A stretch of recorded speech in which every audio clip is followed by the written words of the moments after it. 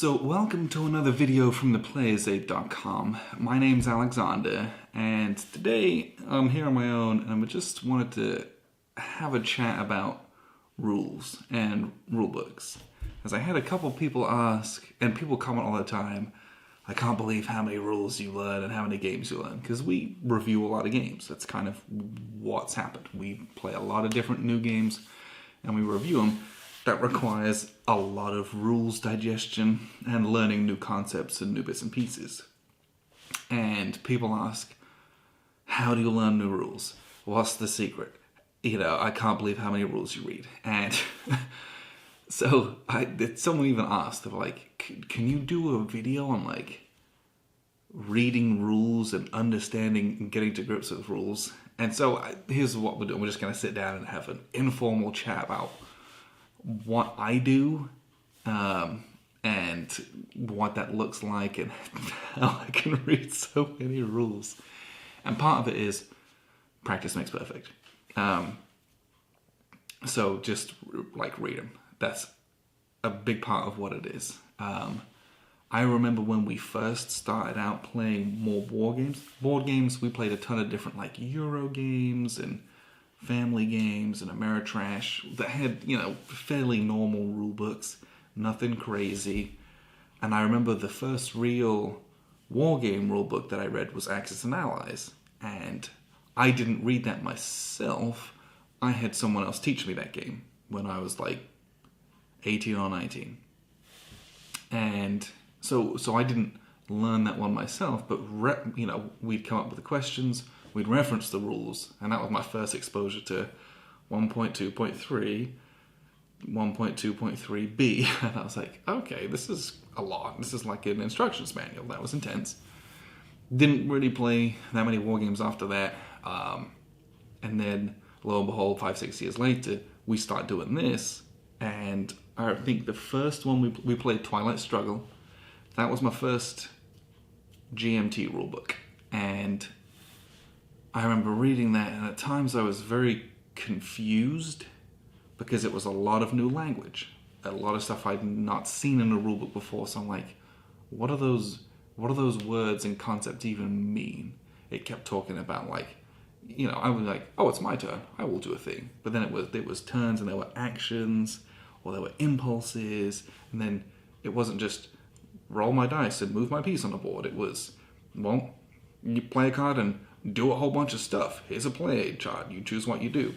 So I remember reading that and being like, wow, okay, this is a lot to kind of wrap my head around. And frankly, hardly knew what I was doing. And so we learned that game pretty much by doing. I remember the first time we played that, we probably played it horrendously wrong because I'd kind of vaguely understood the rules of what they were trying to do. And we just basically had the play aid cards out. And it was like, okay, it's my turn. I'm going to do this thing, and this card allows me to do it. And you just played back and forth. And then it was, whilst we were doing that, going back to the rulebook, reading them, and being like, okay, I was able to do this, but I could have done that. Or I did this wrong. Next time we won't do that, we'll do this. So that was kind of how we got through that. But then we played that a few times. I kept just reading the rules. I read the rulebook probably 3 or 4 times through the first couple times you played it, just because it was a war game, right? It's not a war game, but it's written like a war game, and I've never really read that before. And so that was kind of how I just read it and read it and read it, and then I was like, okay, I get this. I get what it's trying to do. I know where certain things are located that I have to keep looking up because I'm a moron and I keep forgetting. So from that, we bought Labyrinth, we bought Fire in the Lake, and we bought Empire of the Sun. And I'm at Fire in the Lake, one of the most, at least at the time, it was one of the most complicated and biggest scale coin games. So the rulebook was big on that. Empire of the Sun, I had no idea what I was getting myself into. That rulebook is fairly decent. It's a good size, it's big, but it is dense, and it is a lot of new stuff to me on top of what it was insane. We played Wilderness War as well. That was another one we played. So basically our first exposure to a lot of war games, kind of our first 5 or 6, were from GMT. And I think that helped me at least. I consider myself a pretty good aficionado of GMT rulebooks. If you give me a GMT rulebook, I can blow through that pretty quickly because they have a similar look to them.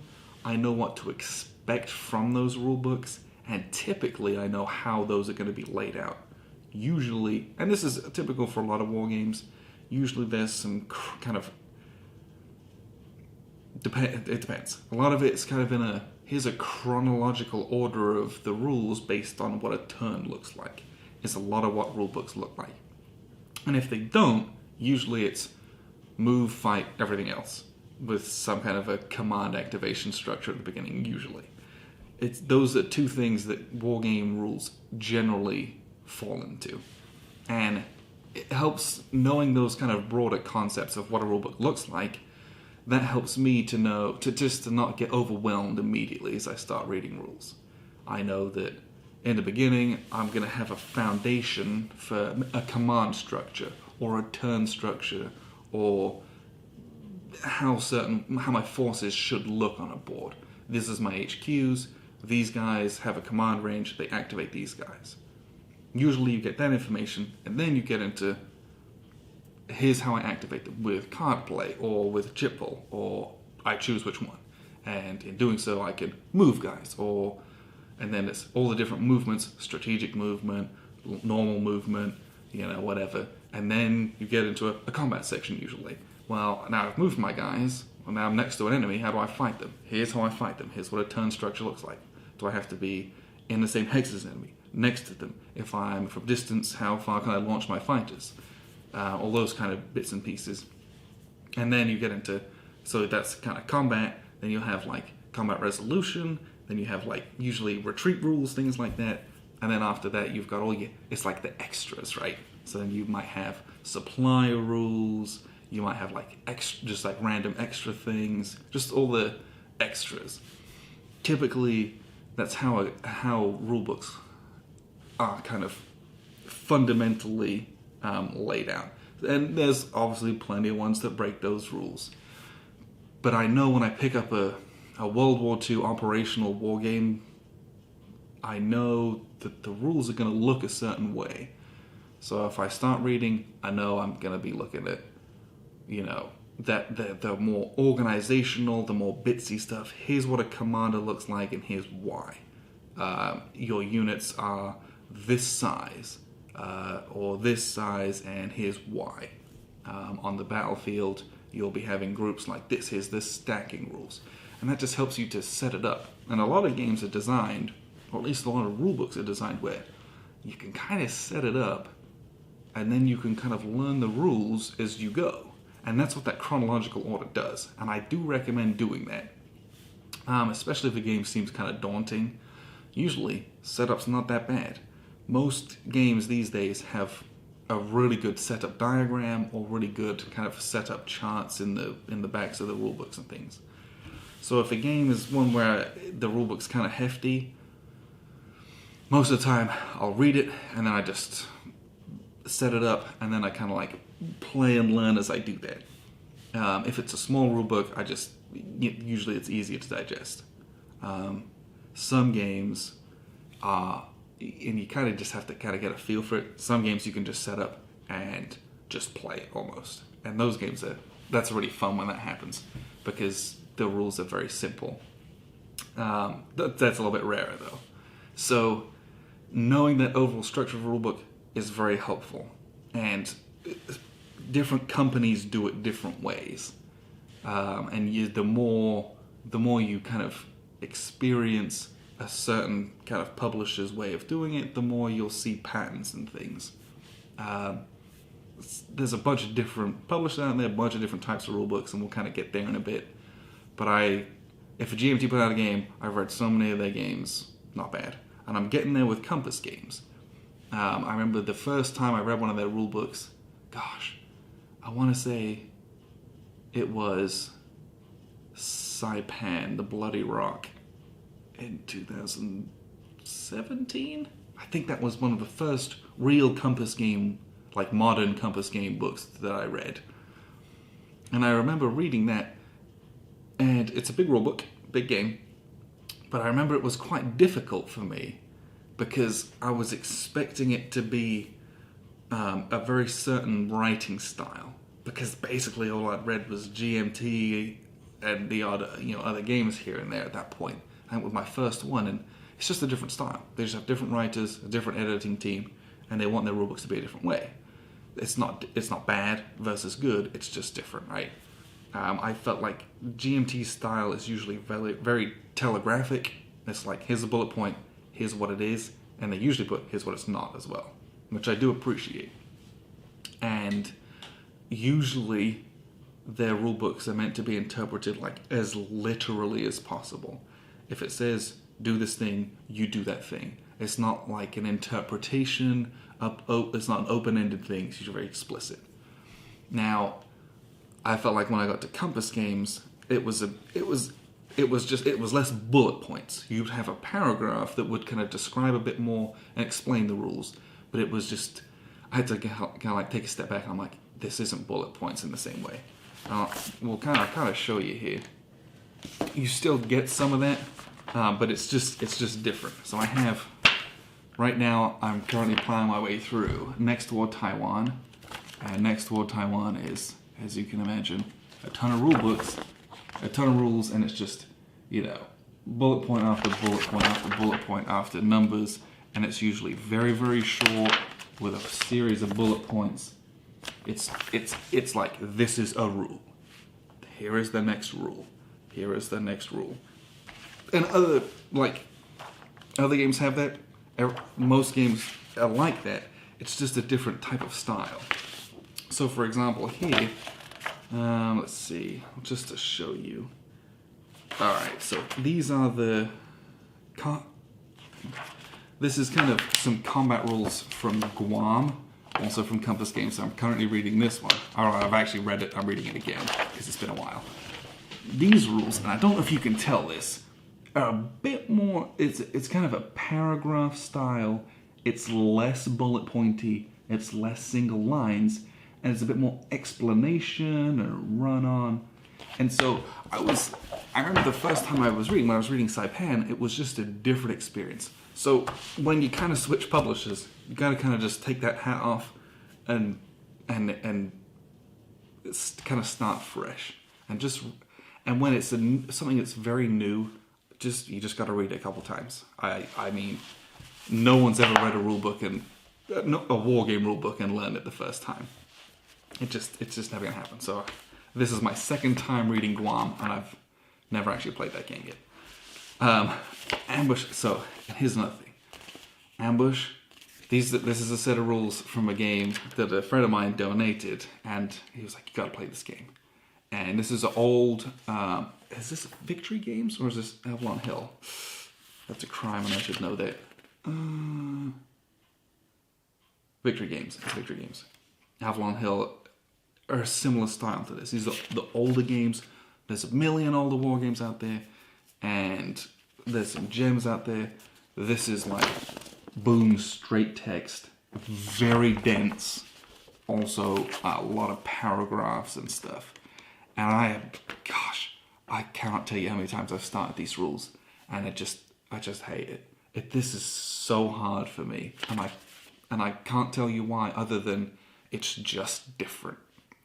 It's just very different in its style and its density, and kind of it's set up pretty decently, but there's like almost zero diagrams. It's just text. There are diagrams, but like it's a lot to get through, and when it's a solo game, I don't have someone to bounce ideas off of like, is this what they mean?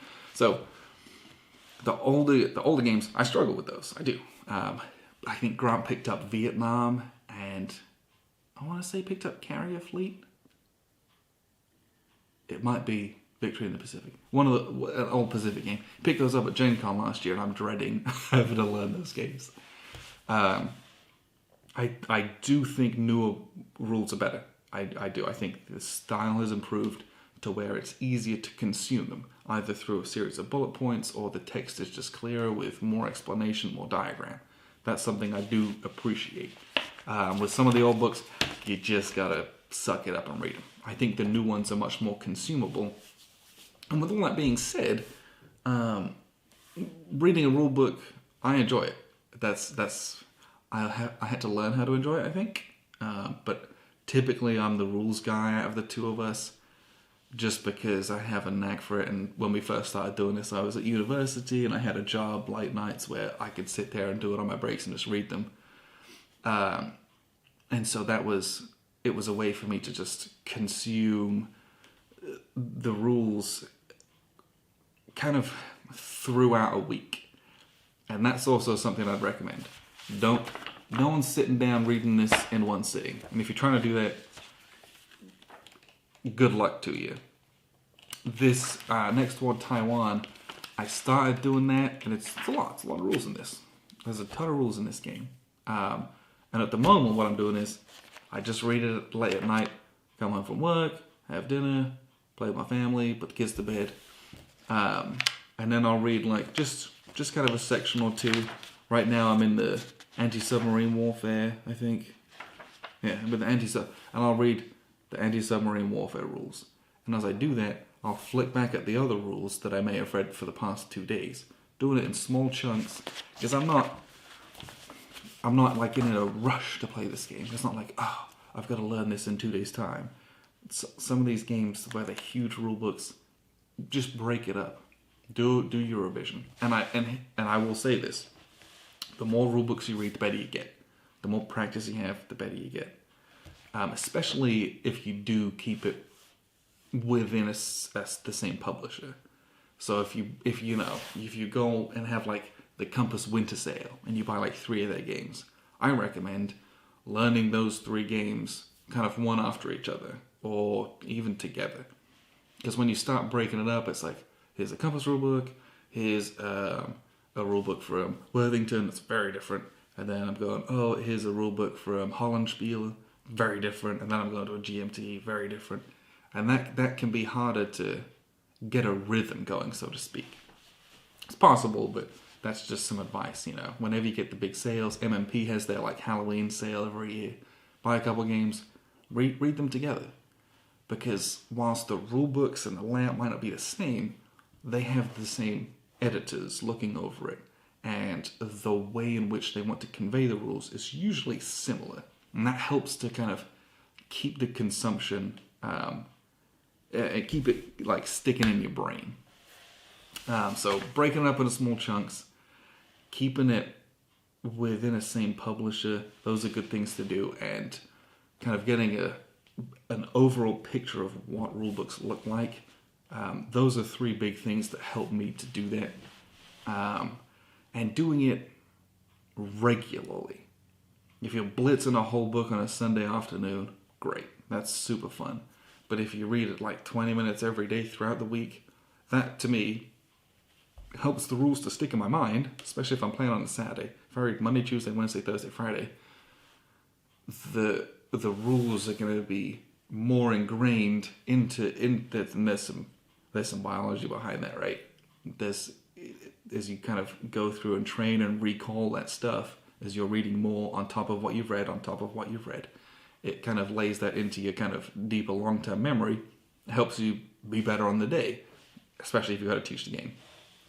Now, as an exception to all that kind of stuff, sometimes you get games like this, which are the lock and load Uber, the new tactical rulebook, which is 200, 300 pages of what people are like, this is insane. This is one of the best rulebooks I've ever read. I'm going to tell you that right now. It combines every title in the lock and load tactical series is in here. The series kind of specific, like the game specific rules, you still need those because that just says like what your special units do and the scenarios. But all of the core rules are in this. And, it's almost ASL-like. It's not. But, ASL is a binder of rules. It's so many rules. How could you ever learn that many rules? Well, the basics are simple. And that's really what it is. This is, I know, the text in this, the font is huge. and there's different colors. The colors, some of them the colors of the new stuff, some of the colors are just changes to the old rules. Some of it is examples rather than actual rules. So when you start seeing red stuff, you can just skip over it. If you don't want to read an example about it because you understand it, you just kind of skip those sections. There's a billion pictures which are very detailed and are from actual games and titles and things like that. There's so much in here. And this is a game that seems scary, but it isn't. So you do get some weird exceptions to rules like this. I've played some games. I think Dunkirk, France, 1940. Is that what it was? Yeah. That was from Worthington. I think that game had a really short rulebook. So you can get some pretty extremes on either end of it. But really, once you've played a few war games, and especially if you play different types of war games. So if you play a coin game, if you can learn the basic rules of a coin game and learn it pretty decently, you'll be able to pick up almost every other coin game. And the reading of those rules becomes really easy. Because those games in a series have a very similar structure and usually very similar concepts in them. Or the concepts that change, you're like, okay, here's what was changed. This was removed and they added this in. So learning Pendragon was very different from learning most of the other coin games because there's a lot of new stuff in there. But the basic structure of a turn, exactly the same. The turn order, exactly the same. The different actions and how you choose them, exactly the same. Now, what all the actions do and how that plays out, different. But we've played every other coin game, apart from Andean Abyss, and in doing so, Pendragon, it feels very natural to play. Reading the rulebook is very quick in that sense. Now, that's with games in the series, but what we look at is just a normal hex encounter game. So when we picked up Demyansk Shield from Legion Wargames was it 2017? 2017, I think. I don't know if I think that was my first hex encounter game from Legion. I played some of their solo games, but that was my first hex encounter one from them. And I gotta tell you, rules are really easy. There's nothing extra mega complex about that game. But here's the thing. A significant amount of the hex encounter war games are very similar in how they work. You have a move value, an attack value, and then some kind of a morale or defensive value, usually, right? And once you can see that and see what a counter means, movement is movement, right? Is there kind of strategic movement? Is there normal movement? Combat is it adjacent combat? Is it in the same hex combat? And how do I conduct the combat, right? What are the odds charts? And then it's, what are my retreat rules? What are my supply rules? I mean, let's be honest. Effectively, that's what most hex encounter war games are. You might have a command, radius structure in there. You might have some air war rules or some like naval landing stuff. But the reality is move, attack. How do I keep my guys in supply? What are my victory conditions? So understanding that a lot of hex encounter games carry a lot of similarities, especially if you're like on a similar scale, right? Tactical games, it's what's my fire combat, how do I do it? What's my melee combat, how do I do it? How do I move my troops? How do I keep them from routing? It's all the games have similar concepts. And so when I pick up a new rulebook, at this point, I think I've played so many different styles of games. That's kind of what I'm looking for.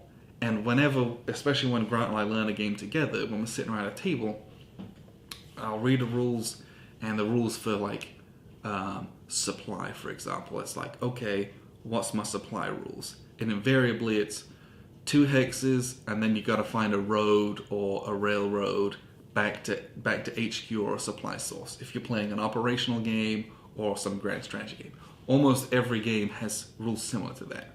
And if they don't, it's some variation on that theme. So learning rules to me, I'm at a point at which We've played a lot of games. But at least World War II, I'll be honest, at least World War II, a lot of Vietnam, and modern, we played some modern as well. Those games, I'm very comfortable with those rules, because the rules are more of what's this designer's take on how I move and fight. That's really what it is. Now, when it comes to things like Ancients or Napoleonics or anything in between, those ones I pay a bit more attention to, just because we don't play a lot of those. So I'm not kind of at that point. I know in Napoleonics and things like that, I got my line, I got my column, how are we representing that in a game, how do I change those, and how do I make sure I'm not getting outflanked, things like that. But I also know cannons, cavalry, and infantry. And I almost invariably am looking for rules that combine those, because combined fire and combined arms are almost always better than not. So that's something that I want you to pay attention to when you're looking at rules, is you should be seeing patterns and familiarity within rule games, within rule books of war games, sorry. So that way it's easy for you to pick up the next one. I jumped into Deep Air to learn Empire of the Sun very early on in my wargame career, and now anytime I see Zones of Control, I basically, in my mind, I'm referencing back to that. I'm like, how is this game doing Zones of Control? Are they sticky? Do they affect supply? Can I move in and out of them? Can I move through them? How do those affect? Or games that have no zone of control. I'm like, okay.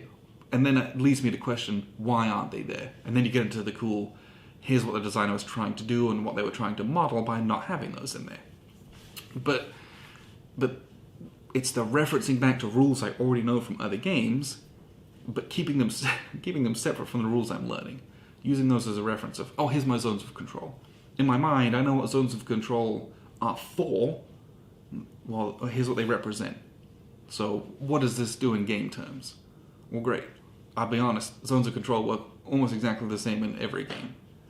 But seeing that and reading about that makes it easier for each subsequent time that I do that. Same with combat, right? Usually you've either got a lead unit and each other guy's adding one, if you've got a fire team and tactical, or it's add up the stack, am I doing odds-based combat? That's really the major things. And so the rules are, what's my variation on that? So I know going into reading that combat section what I should be trying to get out of it.